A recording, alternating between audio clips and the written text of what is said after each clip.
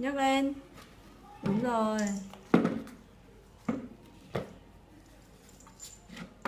Con nhấc nó lên trước không con lên sau? Con nhấc cái phích lên trước. Con đi xuống, con đi xuống. Dựng cái phích lên đi xuống.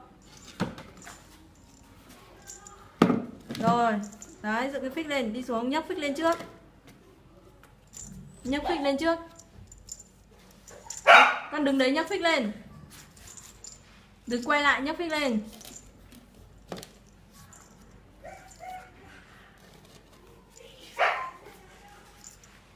Nhấc được không? Cầm hai tay nhấc lên.